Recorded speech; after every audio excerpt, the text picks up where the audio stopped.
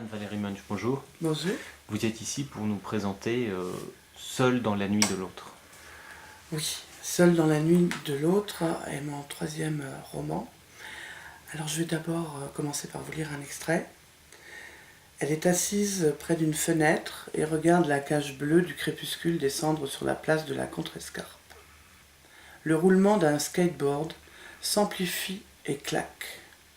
Il y a comme une déchirure, une onde d'effroi traverse son cœur.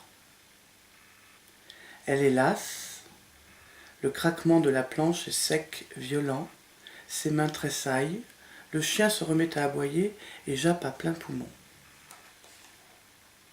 Alors, je viens de lire quelques phrases de l'Incipit, donc de Seul dans la nuit de l'autre, qui est en fait une narration qui va ouvrir deux chemins.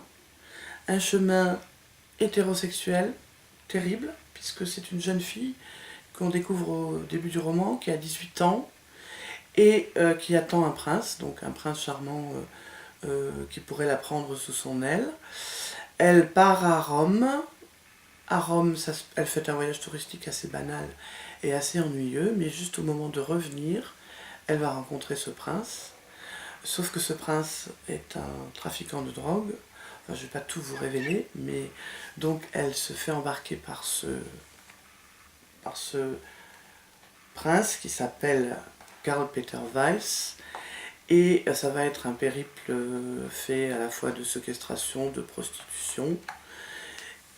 Mais il y a un autre chemin dans le livre, c'est le chemin homosexuel, puisqu'en fait, ce trafiquant est pris en filature par une femme, flic, elle, et ça c'est le deuxième volet de la narration, qui a perdu son fils parce qu'il a fait une overdose, donc qui traque les trafiquants de drogue, et qui va donc suivre ce couple, un peu étrange, et bien sûr qui va s'éprendre de la jeune femme et va s'efforcer peut-être de la tirer de son prince, enfin de la tirer hors des tenailles de ce prince un peu étrange.